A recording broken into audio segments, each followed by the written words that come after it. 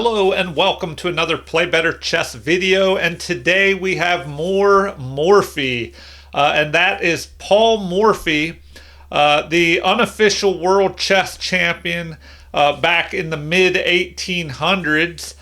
He only played a few years and then just kind of quit chess, and a real shame because Morphy is considered one of the greatest players of all time. Let's take a look at this game here and see where Paul Morphy, he's playing against someone by the name of Cunningham. And Morphy has the white pieces. He starts out with e4. Morphy liked to get his pieces out quickly, open things up on the board, have room to maneuver and attack with his pieces, and e4 does that because the e4 openings usually tend to be more wide open and the center pawns are exchanged. So we have e4, e5, and now bishop to c4. The bishop's opening. What does this move do? Well, it lines up on this f7 pawn, which is a weak point in the e4, e5 games because only the king is defending that at the moment. So the game continues with bishop to c5. His opponent copies him, attacking the f pawn on Morphy's side. So now we have c3. What does this move do? Well, it prepares a pawn push. You could push in the center, gaining control of the center here. If there's a capture and then a recapture, it will attack the bishop, forcing this bishop to make a decision. What will that bishop do? Move here and deliver a check, or retreat?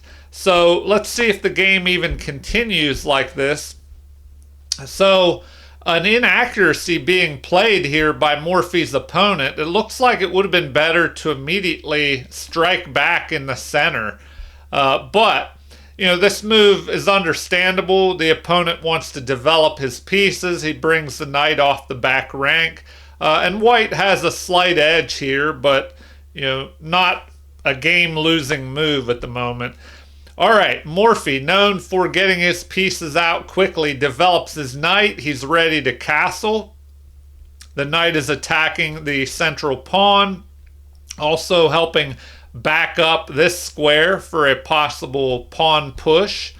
So the game continues with knight developing. And, what can you learn from these old master games, especially from a great player like Morphy? It would do you well to, research some of his games, play through them, see what Morphy did, his strategy in his games, his tactics. So here, the opponent is attacking this central pawn. It's not protected. The king is ready to castle and bring his rook into the center, possibly onto the e file. So Morphy, he decides to ignore this threat on the unprotected pawn and counterattack immediately. So we have capture, and instead of recapturing, because if this pawn were to capture, well then the bishop could counterattack, delivering a check here, and Morphy would have to deal with that. So what he does is forget about the pawn that he has lost for the moment, and he attacks in the center. So the knight is under attack. What will Morphy's opponent do? He plays a mistake here. This move, it looks like it could be a good move, but looks can be deceiving. So it's lining up on this pawn, pinning the pawn so that it can't capture the knight, and lining up on the king. But now we have castling by Morphy, a great move. It gets rid of that danger, knocking out any possibility of keeping that pin on the pawn. And so the knight is retreating back here. Another inaccuracy. Apparently it would have been better to go ahead and capture here on e5, but that's looking pretty risky because then you might have a possible threat in the future of the rook lining up on the king and the queen. So the opponent was probably weary of that. So the game continues with a capture here. So now this central pawn is fortified by the other pawn on d4, and the bishop is under attack. So the bishop retreats back, keeping pressure on this pawn and remaining lined up on Morphy's king. So the pawns start storming up the board right in the center while the king is still stuck in the center. Knight is under attack. So the opponent plays this move, which is excellent, but at this point in the game, it looks like Morphy is winning already. We have a battery lined up here, so this rook may not want to move to the e file, or the pawn could be captured. So Morphy, instead of picking off a knight here, he decides to develop this knight. So he brings the knight forward, and it's protecting the bishop here, which was under attack by the queen. So the game continues with knight stepping forward. Morphy decides to pin the knight to the queen here. So the game continues with a capture. Now this is possible, and it's the best move in the position because Morphy's king is in check, and he has to deal with that before he can attack the queen, or capture the queen. So queen captures, best move in the position, and now there's another piece lined up on this weak f pawn. Now, even though this pawn is in the way, things can change in the position, especially with the queen under attack, and that has to be dealt with. So queen drops back to help defend the f pawn. And then we have an exchange of bishops. Pawn captures towards the center, which is good, keeping all the pawns together and opening up the rook down the half-open h-file.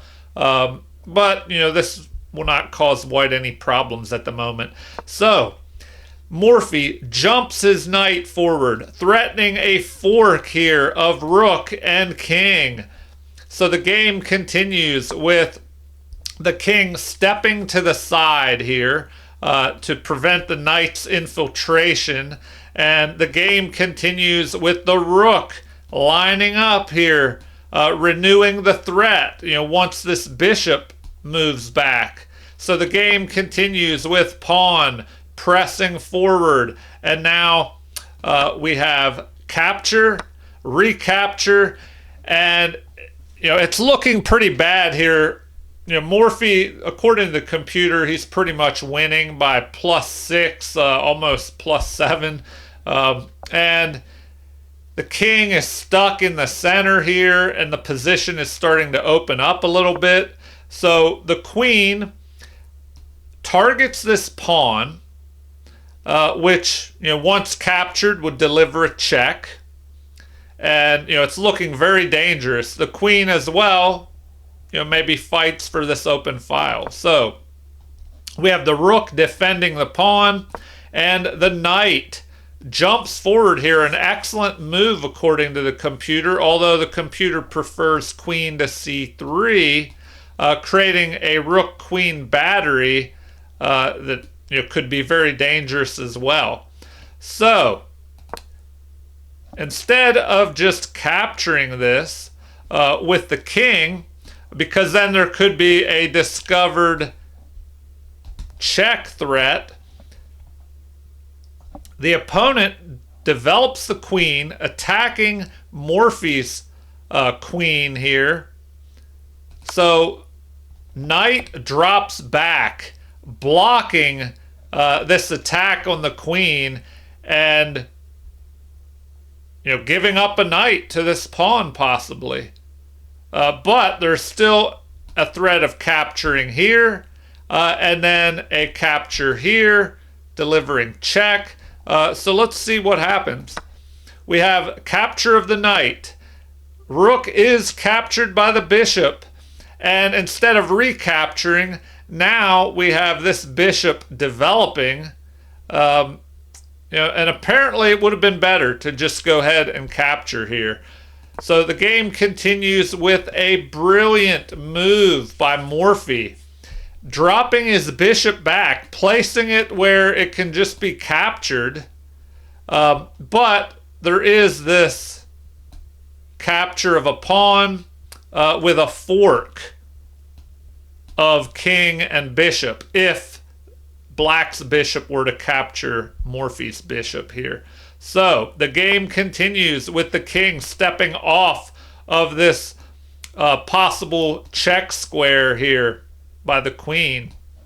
So now we have a capture. So pawn captures pawn, kind of opening things up here.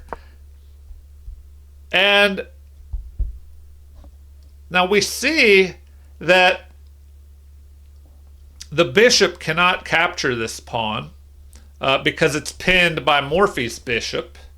And the queen cannot capture the pawn because then white could just recapture. And once again, the bishop wouldn't be able to recapture because it's pinned. So knight is developed, helping guard the bishop here. And now we have rook delivering check. And it's not looking good here. This is where the opponent resigned because the only move available now is to block with the queen. So we could play that out a little bit. This is the only move possible. And now different options here. You do have the option of capturing with check, and that's the quickest way to deliver a mate here. A discovered double check here by pawn and queen. So computer recommends the best move as king running to f7, but now it looks like we can capture the queen. Rook would recapture. And it's looking bad, really bad for Morphy's opponent. And that's why he resigned. We could go a little further. Rook grabs the open file, and it's really looking grim. So rook to f8 apparently is the recommended move, or d5. Now it's saying that's best. So now we have queen, delivering a check. King moves back to make sure he defends the rook here. But now you have bishop to c4 and a block, capture, knight captures, queen to e6. The king would run into the corner, and now we have what here? Quickest way to end this is d8, queen, rook captures, but then you have a back rank mate here, so sacrificing the queen, and that's the way the game could have ended. All right, well, it's always exciting to watch Morphy in action. I hope you enjoyed this quick little game here, where Morphy played against this Cunningham player who I'm not familiar with. Feel free to leave any comments, whatever you would like to say. I'm interested to hear. Like and subscribe to support the channel if you haven't already. Thank you for watching, and have a super chess day.